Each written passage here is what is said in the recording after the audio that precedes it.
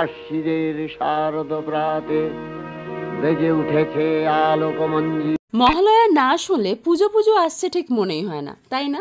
দিনটা ছিল মহালয়া, আর সকালবেলা এই ফুলকো ফুলকো লুচি তরকারি আর জিলিপি দিয়ে সেরে নিলাম ব্রেকফাস্ট করে বেরিয়ে পড়েছিলাম মেট্রো ধরে। আমার একটা ইম্পর্টেন্ট কাজ ছিল, সেটা কমপ্লিট করার জন্য। কাজ কমপ্লিট হয়ে যাওয়ার পর মনে হলো সামনেই আছে শ্রীভূমি স্পোর্টিং ক্লাব, এত কাছে যখন এসেছি চলো দেখেই নি, আজকে ফাঁকাও থাকবে। আর মহালয়ার দিন শ্রীভূমি দেখা এখন একটা ট্রেন্ডও হয়েছে, তো গিয়ে দেখলাম বেশ ফাঁকাই রয়েছে। আমরা বিকেল 4টা নাগাদ গেছিলাম। আর এই বছর থিম হয়েছে আমেরিকার স্বামীনারায়ণ মন্দির। বেশ সুন্দর হয়েছে প্যান্ডেলটা, কিন্তু বাইরে থেকেই দেখতে হয়েছে, ভিতরে তখন অবধি ঢুকতে পারিনি। যাই হোক, খেয়ে নিলাম একটা স্যান্ডউইচ, কারণ পেয়ে গেছিলো খুব খিদে।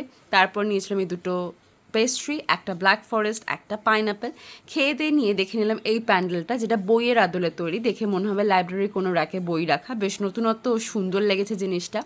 আর এই প্যান্ডেলটা তালা প্রত্যয়, প্রিভিউ পাস না থাকার জন্য দেখতে পারিনি। এটি সর্বসাধারণের জন্য 25 তারিখ সন্ধ্যে 6টার সময় খুলবে, তার আগে প্রিভিউ পাস থাকলেই দেখা যাবে। তারপর চলে এলাম আমার নিজের ক্লাবে, যেখানে আমার মা ক্লাব সাজানো বা প্যান্ডেল সাজানোর দায়িত্ব নিয়েছে, সেই কাজ এখন চলছে। আর আজকে এনেছিলাম এই ছোট্ট ডান্সিং কানের দুল পুতুলটা, আর আমার মোবাইলের জন্য দুটো নতুন জামা। তাহলে চলো, আজকের ব্লগ এখানেই শেষ, টাটা।